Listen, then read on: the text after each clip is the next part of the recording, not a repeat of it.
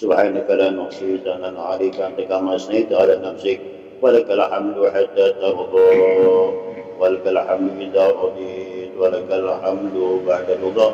اللهم صل وسلم على سيدنا محمد في الأولين وصل وسلم على سيدنا محمد في الآخرين وصل وسلم على سيدنا محمد في كل وقت وحين وصل وسلم على سيدنا محمد في الملأ الأعلى إلى يوم الدين وصل وسلم على سيدنا محمد حتى ترث الأرض ومن عليها وأنت خير الوارثين.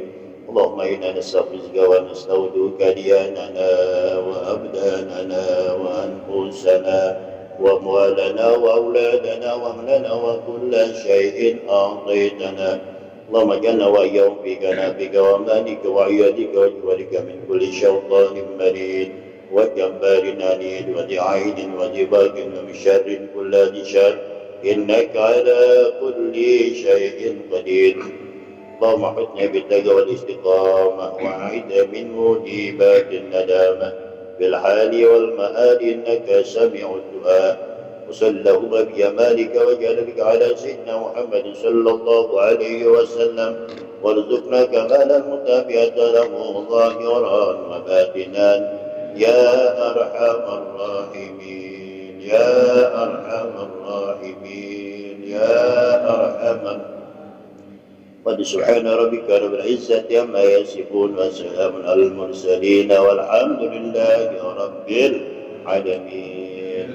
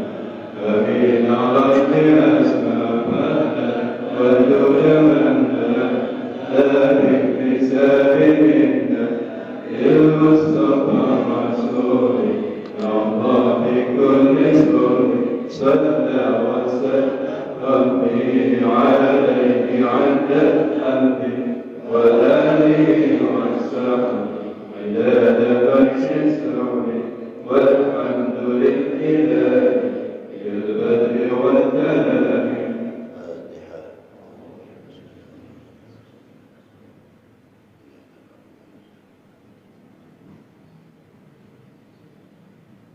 ربي بالمصطفى بلغ مقاصدنا واغفر لنا ما مضى يا واسع الكرم يا ربي بالمصطفى بلغ مقاصدنا واغفر لنا ما مضى يا واسع الكرم مولاي صل وسلم دائما ابدا على حبيبك خير الخلق كلهم يا ربي بالمصطفى بلغ مقاصدنا واغفر لنا ما مضى يا واسع الكرم اللهم صل وسلم وبارك عليه. بسم الله الرحمن الرحيم. الحمد لله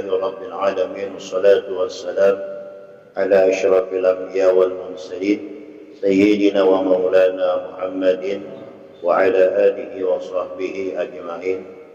أما بعد قال الشيخ المؤلف رحمه الله تعالى وأدام النفع به وببركة علومه في الدارين آمين اللهم آمين. اللهم ألهمني علما أفقه به أوامرك ونواهيك وارزقني فهما أعلم به كيف أناجيك برحمتك يا أرحم الراحمين. اللهم إنا نسألك الفتوح والمنوح والرزق وطوبة النفس وصلاح الجسد والروح. رب اشرح لي صدري ويسر لي أمري واحلل عقدة من لساني يفقهوا قولي. سبحانك لا علم لنا إلا ما علمتنا إنك أنت العليم الحكيم. لا حول ولا قوة إلا بالله العلي العظيم. بسم الله الرحمن الرحيم. وبه وإليه قال صلى الله عليه وسلم إذا دخل أهل الجنة الجنة وأهل النار النار أمر الله تعالى بأن يخرج من النار من كان في قلبه مثقال ذرة من الإيمان. والله أعلم بالصواب. Alhamdulillah, kembali puji syukur sama-sama kita panjatkan kehadirat Allah Subhanahu wa taala dengan wasilah inayah dan taufik hidayahnya. Kembali kita berkumpul berzikrullah dalam rangka mencari ilmu Allah. Mudah-mudahan kehadiran kita mendapat ridho Allah Subhanahu wa taala. Mudah-mudahan ilmu yang kita kaji Allah jadikan bekal ilmu-ilmu yang bermanfaat. Amin ya rabbal alamin. Bapak saudara sekalian, melanjuti pengajian kita satu hadis ya Rasulullah sallallahu alaihi wasallam. Idza dakhala ahlul jannatil jannata wa ahlun narin nar. Apabila sekelompok manusia penghuni surga akan dimasukkan ke dalam surga, serta penghuni neraka akan dimasukkan ke dalam api neraka. Kemudian Allah Ta'ala bi'ayakhruja minan nari man kana fi qalbi misqalu dzarratin minal iman. Kemudian Allah memerintahkan kepada para malaikat untuk mengangkat orang yang beriman yang punya dosa yang masuk api neraka, walaupun imannya itu hanya sebesar biji sawi. Sini takdir orang beriman, sebanyak apapun maksiat yang pernah ia lakukan, mungkin belum sempat diampunkan, bukan belum sempat ya, belum bertobat kepada Allah, kan mati dalam keadaan dosa ya. Tapi memang dia beriman kepada Allah, tapi melakukan perbuatan dosa. Nah, masuk api neraka itu sebagai penghapus dosa. Sebab orang beriman itu hakikatnya nggak bakal masuk api neraka. Tapi ada yang masuk api neraka, orang beriman ya. Nah, di saat mereka itu masuk api neraka, kira-kira selesailah hukuman dari Allah sebanyak apa, selama berapa hari, berapa bulan, berapa tahun, wallahu a'lam bishawab. Selesai bersih dia punya dosa, diangkat oleh Allah ya, melalui para malaikatnya. Jadi walaupun sebesar biji sawi keimanan seseorang itu, Di saat mereka itu masuk api neraka, tetap akan dikembalikan kepada Allah, masuk ke dalam surga. Itu. Nah, mudah-mudahan saudara dosa-dosa kita diampuni. Sebab mampirnya nanti nih masuknya bukan masuk hotel. Masuk mana? Masuk api neraka. Itu yang kita khawatirkan. Ya. Jangan sampai kita masuk api neraka. Tapi kita ngomong surga juga malu. Saya bakal masuk surga, benar, tapi malu. Ibaratnya kita punya uang sedikit, tapi mobil kita, rumah kita mewah. Kira-kira masuk akal nggak? Ente punya gaji 3 juta, tapi punya rumah real estate. Masuk akal ya? Nggak masuk akal. Tapi kan kita berharap dengan uang yang 3 juta itu pengen banget saya punya rumah semacam ini. Kan nggak mustahil. Pengen doang, pengen. Boleh nggak pengen? Pengen. Ente pengen berangkat haji? Punya duit? Kenapa ente pengen? Kenapa ente pengen? Itu jawaban antara orang-orang yang beriman. Kalau yang nggak beriman, nggak mungkin yang ngomong begitu. Oh, ngapain gue berangkat haji, sayang-sayang duit? Kenapa? Sebab itu memang jawaban bukan orang yang beriman. Hakikat orang beriman pengen semuanya itu dikerjain, cuman kemampuannya terbatas, yaitu mungkin terbatas keuangannya, kemudian terbatas fisiknya, terbatas waktunya, sehingga sampai mati dia nggak bisa berangkat haji. Bukan nggak mau. Jadi intinya orang beriman itu pasti mau. Nah itu nilai iman itu, ya, itu termasuk bagian daripada iman. Masih punya harapan bahwa dia pengen berangkat haji walaupun dia nggak punya duit. Makanya orang beriman diberikan kelebihan oleh Allah. Pasang niat yang baik. Niat aja mau berangkat kapan kek? Kita nggak tahu. Sampai mati kita nggak berangkat, tapi kita sudah punya niat dengan dasar keimanan kita itulah. Nah itu yang menyebabkan orang mati diangkat. Apabila orang tadi masuk neraka diangkat, ya masih ada sedikit nilai keimanan dalam dirinya, itulah yang menyebabkan nanti orang tadi diangkat dari api neraka menuju surga. Kemudian selanjutnya, wa fi hadis al-Bukhari an Abi Sa'id al-Khudri an Nabi sallallahu alaihi wasallam qala yadkhulu ahlul jannati al-jannata wa ahlun nar nar. Akan masuk nanti penghuni surga ke dalam surga, penghuni neraka ke dalam api neraka. Summa yaqulu Allah Ta'ala ay lil malaikah akhriju minan nari man kana fi qalbi misqalu habatin min khardalin min iman. Keluarkanlah dari jilatan api neraka orang-orang yang beriman walaupun nilai keimanannya sebesar biji sawi, misqala dzarrah. Jadi zarrah itu segitu tuh kecilnya. Ini gambaran yang kecil, ya. Masih ada setetes rasa iman dia kepada Allah. Itu yang menyebabkan dia masuk surga. Jadi nggak selamanya orang-orang beriman pasti masuk surga. Semua dilanjutkan di sini. Fa yakhrujuna minha qaliswatu. Tapi setelah dia masukkan ke dalam api neraka diangkat itu gosong, Pak, kita gosong, nanti gosong ya, masuk api masih gak gosong, ya. Ada orang kebakaran gosong nggak? Ini api neraka terus sekalian. Rasul Shallallahu Alaihi Wasallam menangisi umatnya itu 3 hari 3 malam, jangan sampai umatnya masuk api neraka. Telah mendapatkan kabar dari malaikat Jibril, nanti ada sebagian umatmu, ya, ada yang masuk api neraka. Rasulullah menangisi kita, sehingga sekian lama itu Rasulullah menangis. Rasulullah minta maaf, apalagi nanti pada hari kiamat, di saat manusia itu berangkat ke sana ke sini untuk mencari syafaat, mencari pertolongan dan perlindungan daripada para nabi, yang sanggup hanya Rasulullah. Rasulullah minta sujud kepada Allah. Lalu Allah perintahkan irfa ra'sak washfa tusyaffa. Angkat kepalamu ya Muhammad, Kau minta syafaat, aku akan berikan syafaat. Tapi nggak semua orang dapat syafaat. Ya. Nabi minta lagi, sehingga terakhir dijawab oleh Allah, wala sawfa yu'tika rabbuka fatardu. Allah akan berikan sesuai dengan keridhaan Nabi Muhammad. Ya.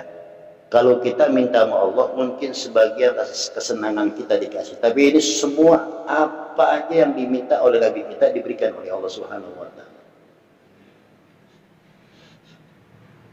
Nanti di padang mahsyar, ya, kan ada tuh yang masuk surga semua.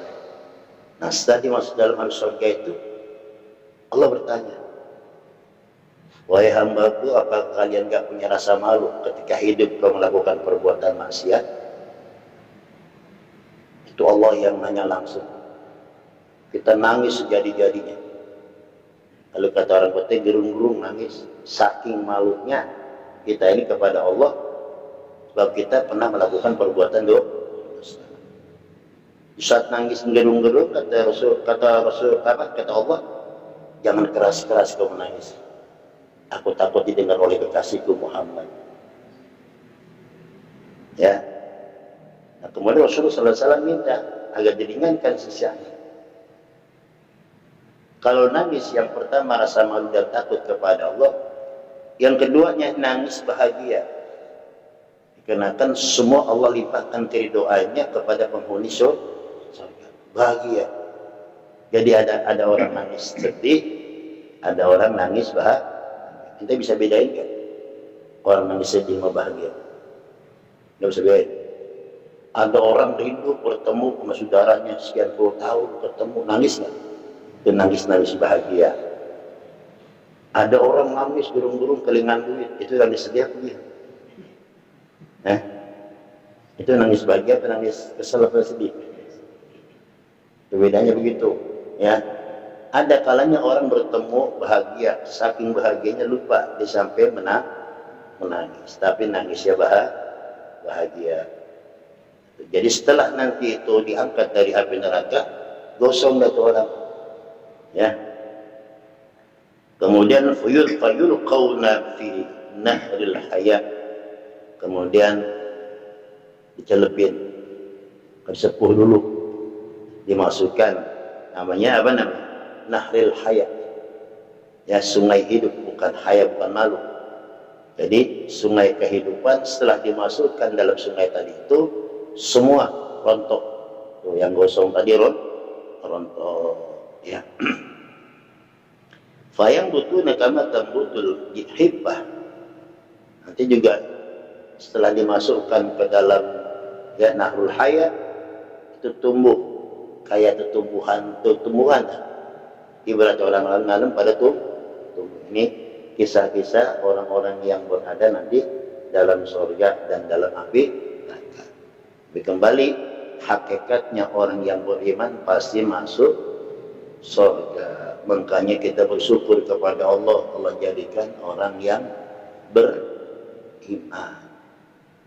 Tapi jangan terlalu santai. Iman itu titipan, bukan milik kita, titipan dari Allah yang dimasukkan ke dalam hati kita. Kita nggak bisa apa-apa. Amanat iman itulah yang menyebabkan kita menjalankan perintahnya, meninggalkan larangannya. Amanat dari Allah, sehingga bisa saja dicabut oleh Allah amanat tadi, diangkat.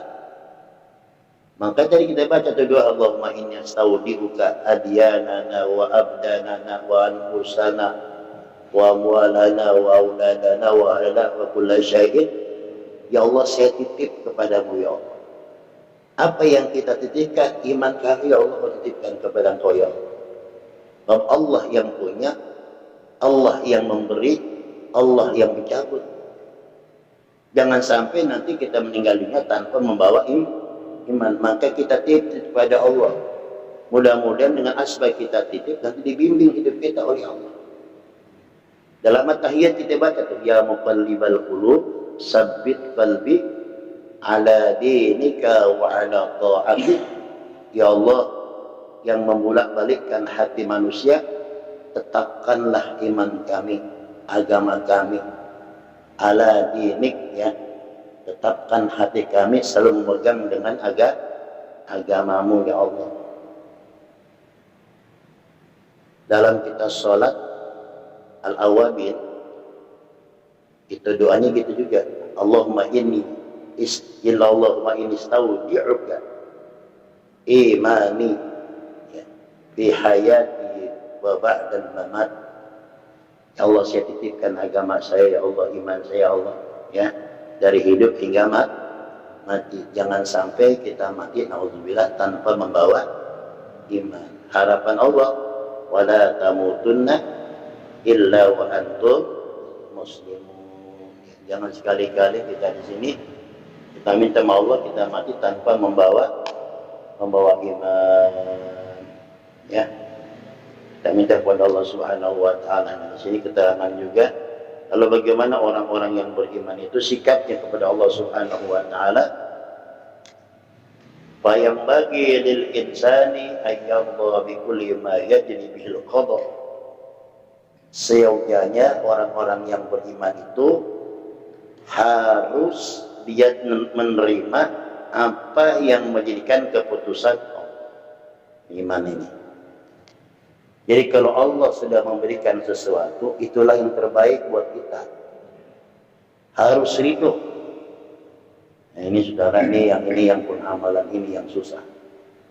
Ridho dengan takdir Allah itu yang susah. Buat orang yang imannya masih goyang. Ya, contoh. Ente setiap hari berdoa kepada Allah. Ya. Berdoa dengan apa yang kita doa supaya diberikan kemudahan, kan? Tapi setelah berdoa nggak berubah juga. Gimana kira-kira? Hati kita kesal nggak? Kesal nggak kira-kira? Secara manusiawi kita kesal, manusiawi. Tapi di saat kita merasakan rasa kesal, kecewa kepada Allah, berarti iman kita nggak sempurna.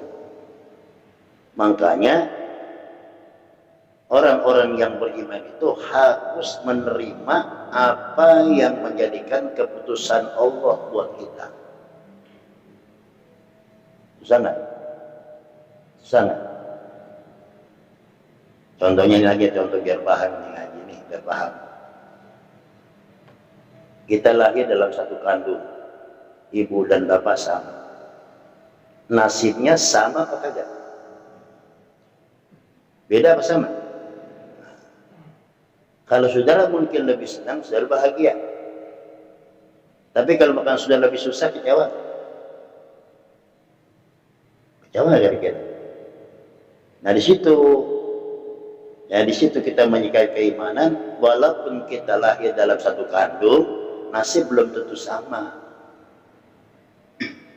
Nasib belum tentu sama. Nah itu semua agar kita menerima. Nanti ada dua tuh. Yang diberikan kemudahan oleh Allah harus dia bersyukur, yang diberikan kesusahan oleh Allah harus dia bersabar. Itu aja sikap kita. Itu sikap kita. Nah sabar itu minggu yang lalu kita bahas sebagian daripada iman. Al-imanu nisfani. Iman terbagi dua bagian. Nisfun fi syukri wa nisfun fi sabri. Iman terbagi dua bagian. Sebagian itu kita bersyukur apabila dapat nikmat, kemudian sabar apabila mendapat ujian. Nah, kita kadang terbalik, ya. Seakan nikmat yang Allah berikan itu bukan ujian, padahal nikmat pun ujian. Alladzi khalaqal mauta wal hayata liyabluwakum ayyukum ahsanu amal. Allah menciptakan makhluk, ya, dicoba sama Allah. Liyabluwakum ayyukum ahsanu amal. Siapakah di antara kalian yang lebih bagus amaliyahnya? Dalam firman yang lain Allah katakan huwallazi ja'alakum khalaifal ardi wa rafa'a ba'dukum fawqa ba'din darajat liyabluwakum fima atakum. Allah lah yang memilih dan menciptakan makhluknya. Kita ini ciptaan Allah. Ada yang diangkat derajatnya, ada yang direndahkan derajatnya oleh Allah. Apa tuh hikmahnya semua? Liyabluwakum fima atakum. Ya, agar kalian itu ya sadar bahwa ini semua cobaan. Kesenangan cobaan, musibah juga cobaan. Ada orang yang selalu menagih dapat musibah. Ada. Ini bukan golongan kita. Jadi apabila dia tidak diberikan cobaan oleh Allah, dia minta, ya Allah kenapa saya kok nggak ditegur lagi, nggak dicoba lagi? Engkau sudah lupa ya Allah dengan saya. Ini tingkatan ulama tasawuf. Ya, ini bukan kelas kita. Ya, umpama sudah diberi sakit, dikasih sakit oleh Allah 10 tahun kuat nggak? Nggak kuat. Bukan kelas kita. Tapi Allah telah memberikan contoh. Satu contoh, ya, Nabi Allah Ayub sakitnya 15 tahun. Istrinya minta kepada Nabi Ayub, wahai suamiku, engkau kan seorang nabi, minta dong sehat kepada Allah, doa engkau kan bakal dikabul. Apa katanya? Aku malu minta nikmat sehat kepada Allah. Aku baru 15 tahun sakit, sehatku lebih banyak. Kira-kira nih kita kuat gak begitu? Sakit 15 tahun, sehat kita 35 tahun, dikasih sakit 15 tahun, kuat nggak? Enggak. Kenapa? Itu bukan kelas kita, itu maksudnya. Tapi Allah ciptakan potret dalam kehidupan kita, sehingga nanti jadi sebuah perbandingan. Sehat dan sakit, kaya dan miskin, ya, nanti menjadikan sebuah perbandingan, sehingga Allah nanti tidak dihujat lagi oleh hambanya pada hari kiamat. Kalau umpama ente sibuk nih nggak sembayang-bayang gara-gara ngurusin harta, kenapa kamu tidak sholat? Ya Allah, saya sibuk merawat harta saya. Allah bertanya, banyakkan mana hartamu dengan harta Nabi Sulaiman? Begitu hujahnya Allah nanti. Banyakkan mana hartamu? Kamu baru punya motor 3 aja, saya repot. Kan gitu. Banyakkan mana hartamu dengan Nabi Sulaiman? Sedang barang tentu banyakkan Nabi Sulaiman. Nabi Sulaiman kaya tapi nggak pernah meninggalkan ibadah. Ya inilah kata ulama-ulama, jadikan dunia yang kau miliki jangan kau taruh dalam hatimu. Ya, kalau kita merasa memiliki dunia dalam hati kita, hilang perasaan kita, jadi kecewa, dapat juga belum tentu bersyukur. Kalau dalam hati, umpama kita biasa dapat duit setiap hari 1 juta, umpama. Nah hari tadi kita dapat cuma 200.000, ngeluh nggak? Ngeluh kan? Itu. Kenapa? Sebab kita merasa tuh dunia tuh di dalam hati.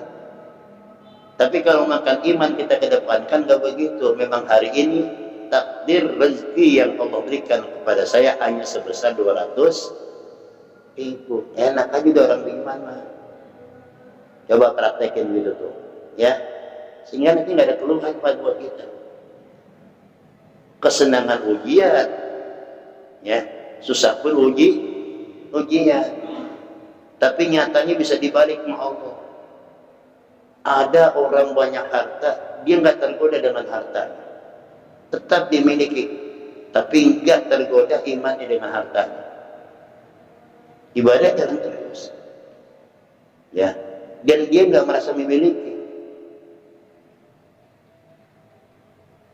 Saudara, orangnya orang kaya banyak, kalau memang tidak dilandasi iman, dia bosan dengan hartanya, bisa mati bunuh diri. Berapa banyak, ya, orang-orang yang terkena melimpah ruah harta, dia nggak bisa kuasai, sudah bosan dengan glamornya dunia, dia bisa mati bunuh diri. Kalau kita gimana Pak? Belum punya sebanyak itu, ya, belum punya sebanyak itu. Tapi apa tindakan kita? Kata Nabi, rawatin, syukurin apa yang sudah kita miliki. Oh, enaklah tuh, ya.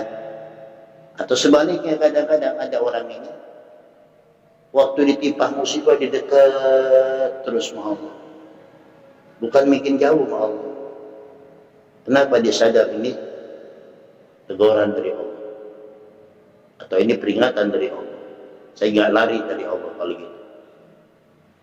Kata Rasulullah SAW, ta'arraf birraha ya'rifka bisyiddah.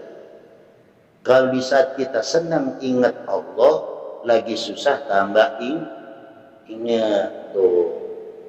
Jadi kalau makan banyak duit, jangan jauh-jauh dari masjid, jangan jauh-jauh dari kiai, dari ulama. Kenapa? Supaya hidup kita, harta kita bisa manfaat. Tapi jarang yang gitu ya. Jarang perasaan ya. Biasanya kalau banyak duit mah agak ingat ngaji, juga ngaji. Gue nggak ngaji kaya gue. Biasanya begitu. Ya. Jangan, kalau bisa mah tetap justru dengan wasilah kita dapat istiqomah, diberikan keberkahan oleh Allah sehingga melimpah ruah apa yang kita rasakan. Kayak tadi tuh, ingatlah kepada Allah di saat kita lapang luas harta kita, hidup kita. Nanti di saat kita susah tambah ingat. Kalau kita kebalik, kebanyakan lagi susah, wah semua dikerjain, tahajud dikerjain, dhamma dikerjain, semua seakan-akan dia doang yang paling bagus hari itu dia ibadah. Besok aja udah dapat, jauh lagi sama Allah. Jangan, ya.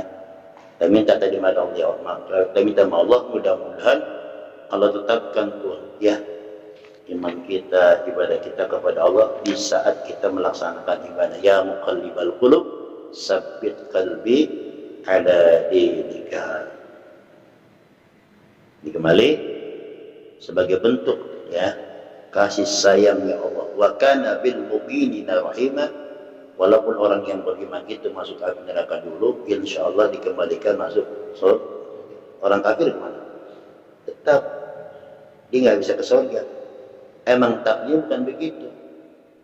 Bukan penghuni surga, penghuni neraka. Justru yang paling berbahagia, atau orang yang paling berbahaya, orang munafik. Ini orang munafik, lihat sikon. Kemana angin bertiup, kesanalah dia ikut. Orang munafik melihat ramainya, nyari selamatnya.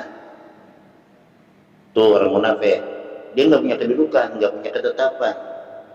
Kalau kata orang Betawi, oke, kemana angin bertiup, ke sana aku akan berlayar. Ya, meskipun remeng-remeng diajak kufur pun mau, orang munafik. Dan dalam Al-Quran itu ada 3 golongan. Ini golongan yang terbesar. 3 golongan dalam Al-Quran. Pertama, golongan orang yang beriman.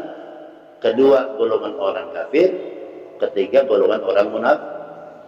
Ini dalam 30 juz itu, Quran di situ bahas gimana orang-orang yang beriman sifatnya. Orang yang beriman diantaranya walladzina yu'minuna bil ghaib wa yuqimunas salata wa mimma razaqnahum yunfiqun. Itu ciri-ciri khas orang beriman. Dia percaya dengan barang gaib, nggak bisa dilihat dengan kasat mata, tapi dia percaya. Saya mau tanya, ibadah ada pahalanya nggak? Ibadah ada pahalanya? Hah? Ada, bukan nggak ada, ada. Ada, kalau nggak ada salah. Ya, bisa gimana sih kamu bilang begitu? Nggak kelihatan, ada tapi nggak kelihatan. Kalau nggak ada salah nanti. Contoh garis besar emang pernah contohin, nggak ada pahalanya, nggak kelihatan, so, jadi nggak kelihatan. Itu maksud saya. Tapi kita percaya nggak dengan janji Allah? Itu iman. Nggak kelihatan.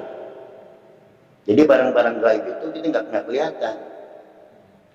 Ya, kita kirim doa orang yang mati, kelihatan nggak doa kita?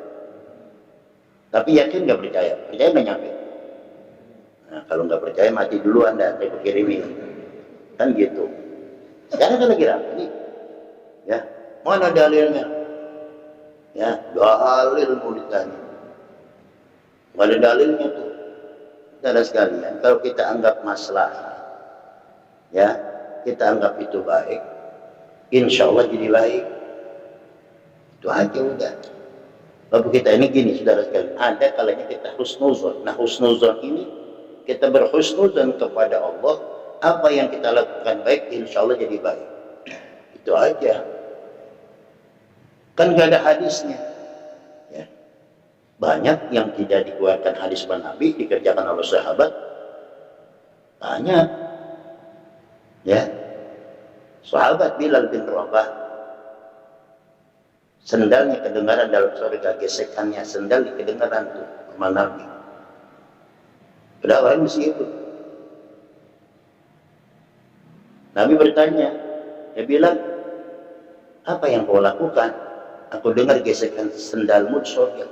Ini itu orang yang Bilal bin Rabah, ya, masuk surga sama sendal-sendalnya. Sendalnya gesek kedengaran.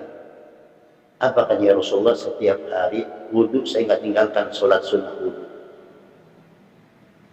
Ya, Nabi nggak nyontohin, Nabi kagak marah, ya sudah teruskan. Nabi nggak marah. Ente marah-marah dulu, dan lagi. Enak jadinya, ya. Jadi saya katakan berkali-kali, saya katakan tidak semua apa yang dikerjakan oleh Nabi kita harus kerjain. Ya, sekali lagi, tidak semua yang dikerjakan oleh Nabi kita harus kerjakan. Kenapa nggak mampu? Bukan nggak mau ngerjain, kagak mampu. Nabi sholat sunnahnya bengkak kakinya, ente cantengan, bukan bengkak. Ya hatta itu kan begitu tuh.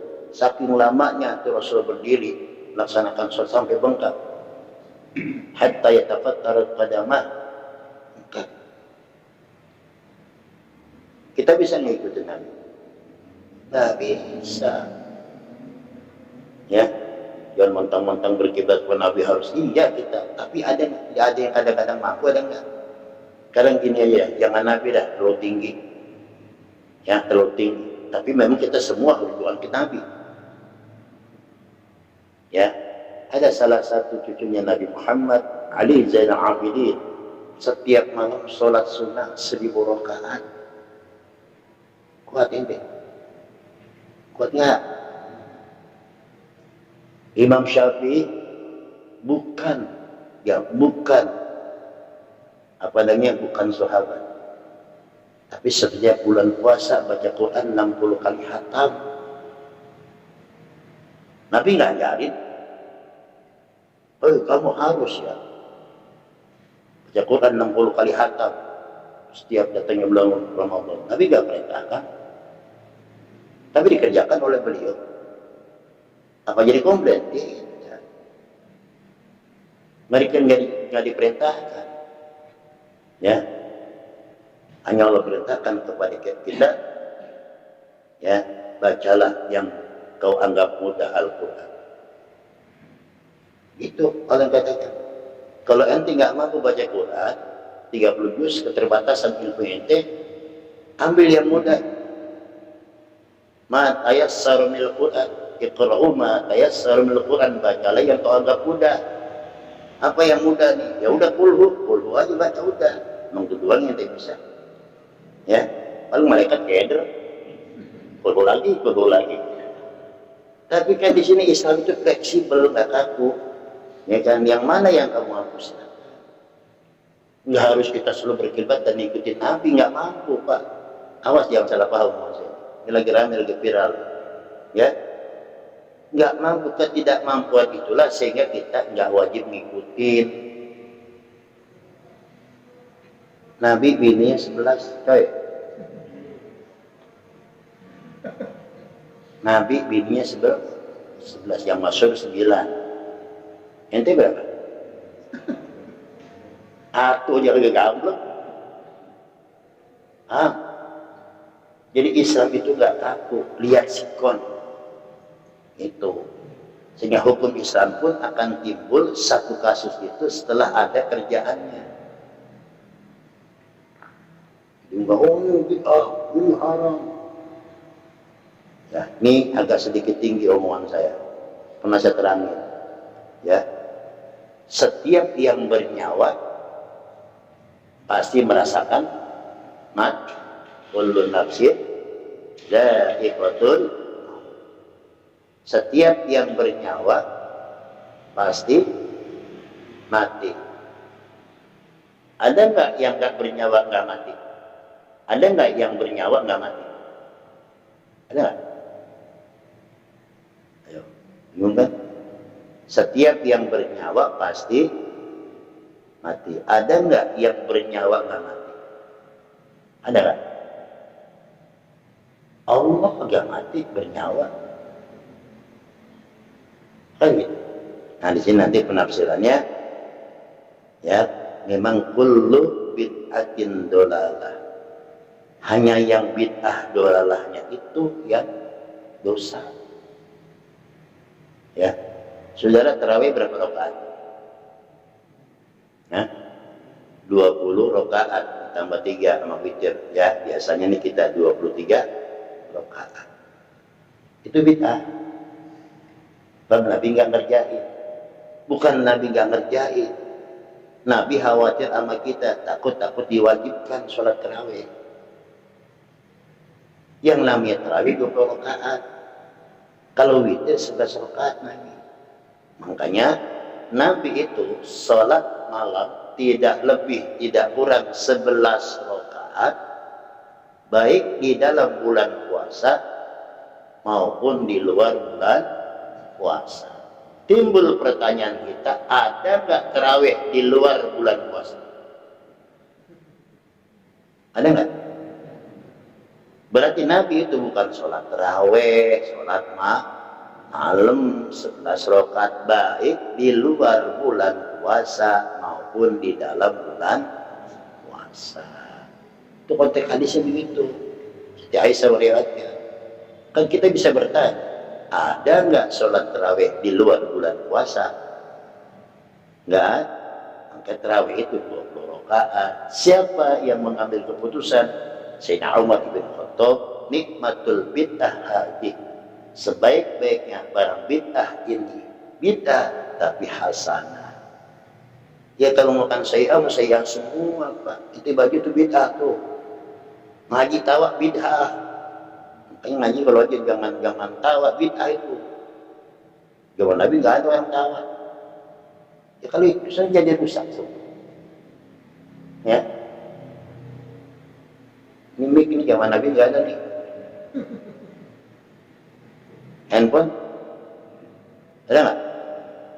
Nah, maksud saya begini, saya menerangkan begini bukan menimbulkan permusuhan, tidak membangkitkan rasa tidak. Ayo, silakan kerjakan, tapi jangan saling mencaci, jangan saling ya jelek menjelekkan. Akhirnya apa? Pihak ketiga masuk. Islam sedang rame ribut, timbul akhirnya ya minuman keras mereknya Muhammad sama Maria. Ayo Allah. Ya. Iya. Ada kan? Apaan ya? Paliwik. Ya kan merek minuman Muhammad sama Maria. Tuh bahas. Ya. Capek ya. Dah. Kita tenang-tenang aja dah. Ya kembali ke iman. Jadi hakikatnya kita beriman kepada Allah. Tadi terangkan, hendaklah seyogyanya buat orang-orang yang beriman selalu ridho dengan apa yang ditentukan oleh Allah.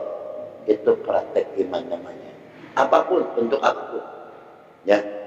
Ente punya bini jelek, redo nggak? Hah? Redo nggak? Redo nggak? Ya, cakepan kata ente belum tentu kata aneh. Bogel itu benar-benar kan bisa gitu. Cakep itu relat, jelek juga relat, relatif.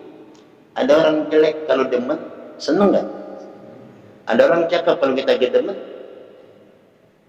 tuh, itu namanya anugerah. Nah, mudah-mudahan bermanfaat. Amin ya rabbal wallahu a'lam bishawab. Allah Allah Allah Allah Allah Allah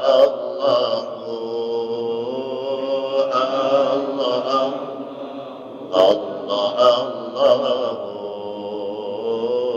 Rabbi fajalna akhyar Allah Allah Allah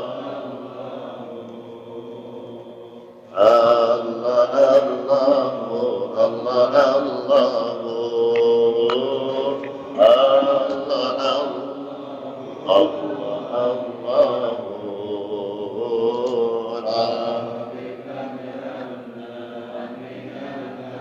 الفاتحة.